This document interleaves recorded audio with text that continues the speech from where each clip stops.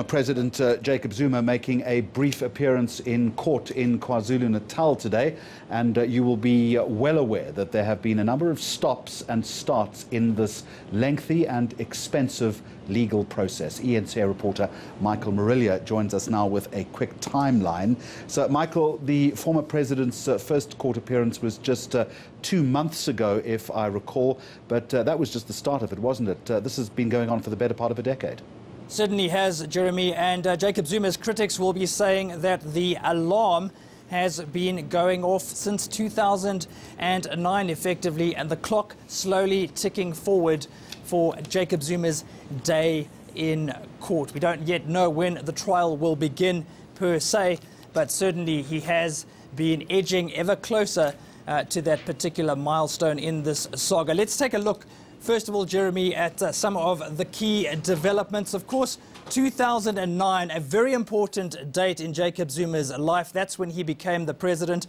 Also coinciding with the decision by the National Prosecuting Authority not to pursue charges. Now, again, Jeremy, Zuma's critics would say for the better part of 9 years, he was able to choose the head of the NPA.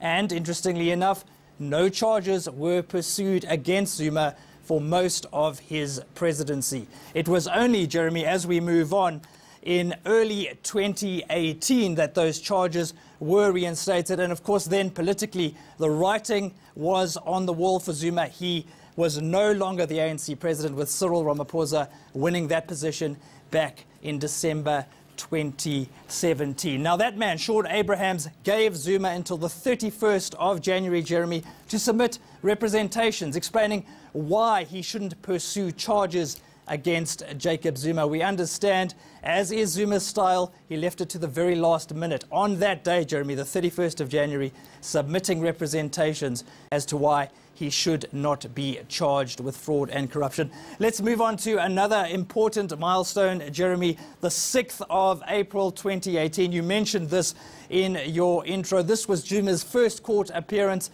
and he challenged the decision to pursue charges in the first place. The 6th of April, Zuma asking for a review of Sean Abraham's decision. I want to bring in President Cyril Ramaphosa now, because he's also played an important role in this. The presidency deciding, Jeremy, that it will not challenge any decision by a court when it comes to Zuma's legal fees. Government had initially agreed to fund Zuma's legal costs. The DA went to court saying that was unlawful. Cyril Ramaphosa's government then releasing a statement saying that it will not challenge the decision by the court. We are still waiting for a decision from the court, by the way, Jeremy, as to who exactly will fund Jacob Zuma's legal fees. And that brings us, Jeremy, to the 8th of June. Of course, this morning, Zuma's lawyers saying that they are still waiting for clarity on costs. We saw a trimmed down legal team in court, Jeremy, suggesting that the funding of Jacob Zuma's court battles really is becoming an issue. So still waiting on clarity when it comes to the payment. Pay back the money has been a recurring theme throughout Jacob Zuma's life and political career, Jeremy.